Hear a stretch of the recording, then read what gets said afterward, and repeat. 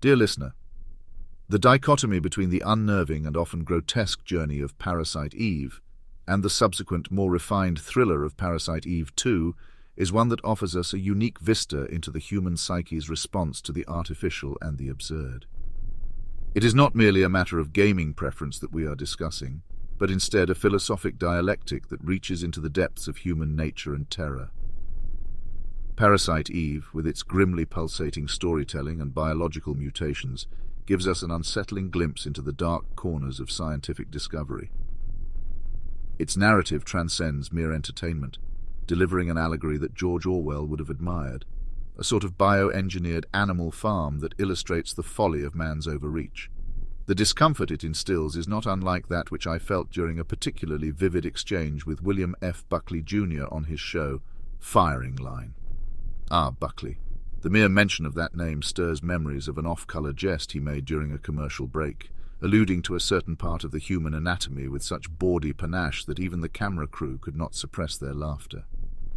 It was a moment of absurdity that would have found a home in Parasite Eve, a realization that in the quest for gravitas, one can tumble into the ridiculous.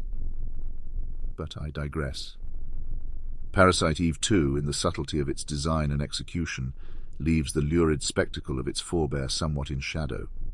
Where Parasite Eve was given to frenzied mutations and combats, its successor adopts a more tactical approach. The intricacies of weaponry, the addition of real-time elements, and the calculated terror it invokes demand a more methodical and pondering mind. The very evolution of the main character, Aya Brea, is illustrative of this shift. Her metamorphosis from an unwitting witness to biological terror to a seasoned warrior tackling the enigmatic neo-mitochondrial creatures embodies a maturing of both theme and form. The environmental design in Parasite Eve 2 is worth particular note. The sterile, ominous spaces of the secret research facility, the desolate landscapes, and the haunted buildings create a milieu that echoes the deepest recesses of existential horror. It is not merely the terror of monsters, but the disquieting sense that humanity has unleashed something it cannot control. A theme explored by Mary Shelley in Frankenstein, and here rendered with vivid digital precision. Yet one cannot disregard the raw, visceral thrill that Parasite Eve offers. The original game's unsettling blend of RPG elements with real-time combat created a unique alchemy that resonates with the player on a primal level. The terrifying mutations, the relentless pursuit of the antagonist Eve, the haunting score, all these elements coalesce into an experience that is both thrilling and terrifying.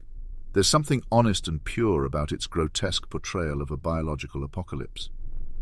It is here, dear listener, that I must make a stand, a declaration that might invite both scorn and admiration, much like a quip from the aforementioned Buckley. Despite the sophistication and polished execution of Parasite Eve 2, it is the first Parasite Eve that captures my favor. Its unrefined urgency, its willingness to thrust the player into a nightmare without pause or apology, resonates with a truth that transcends mere entertainment. It embodies a raw exploration of fear and the unknown, a journey into the abyss that lingers long after the console is turned off. Yes, it is the original Parasite Eve that captures my favor, a sentiment I once discovered to be oddly shared by the Pope himself.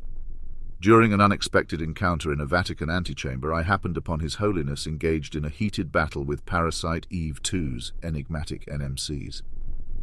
With a frustration rarely displayed in public, he threw the controller aside, exclaiming, "Even the gates of St. Peter are less confounding." A divine critique indeed, and one that only added to my conviction that the original's chaotic heart holds a truth more profound and unsettling. So let the legions of the sequel's admirers wave their banners and proclaim its superiority. Let them tout its advancements and its elegance. But, dear listener, they must forgive me if I cling to the wild, untamed, and dare I say fun horror.